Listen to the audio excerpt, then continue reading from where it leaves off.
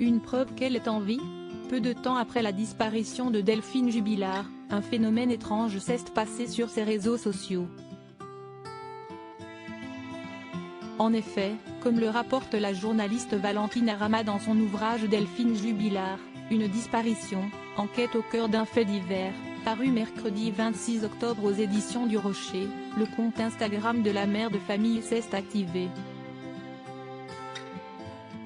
Anne, une des amies de l'infirmière originaire de Tarn, a reçu une notification d'abonnement. Le 14 janvier, CST autour du compte Instagram de Delphine de s'activer pour s'abonner au compte d'Anne, dont cette dernière ne se sert jamais, écrit la journaliste du Point. Mais alors, que s'est-il passé? Delphine Jubilard était-elle vivante à ce moment? S'est-elle elle-même saisie de son compte Instagram pour se rapprocher d'une connaissance? Était-ce un signe d'espoir? Selon la journaliste Valentine Arama, il n'est né rien de tout ça. Les enquêteurs notent qu'il s'agit très probablement du principe du follow and follow, un système d'application entièrement robotisé qui abonne le compte choisi à d'autres comptes au hasard, explique-t-elle dans son ouvrage. À noter qu'un an après, en janvier 2021, une notification avait également éveillé les soupçons. En effet, le compte Facebook de la maman de Louis Elias s'est activé et a posté un message avant qu'il ne soit effacé. Selon les informations publiées par BFM TV ce jeudi 14 janvier et confirmées par Philippe Pressec, le représentant d'une cousine et de 3 amis proches de la jeune femme, son compte Facebook se serait brièvement activé.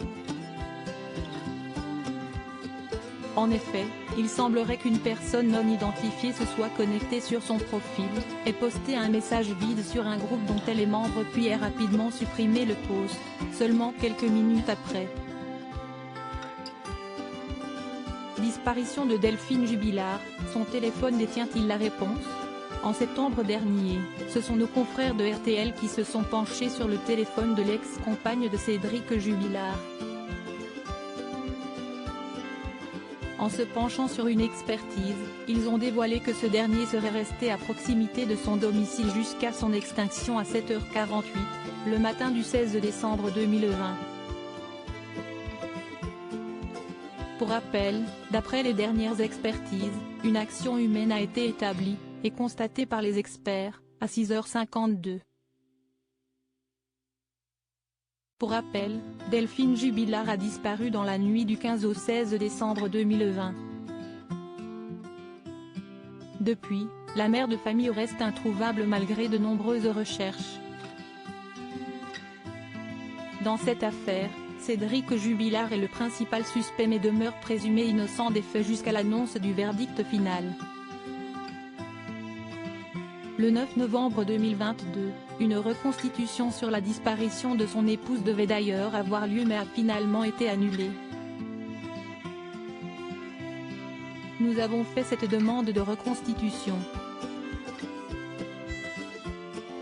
Les magistrats avaient envisagé cette date du 9 novembre, nous n'avons jamais reçu de convocation officielle puisque nous avions indiqué que nous n'étions pas disponibles le 9 novembre au soir, a ainsi déclaré Me Emmanuel Franck, l'une des avocats de Cédric Jubilard.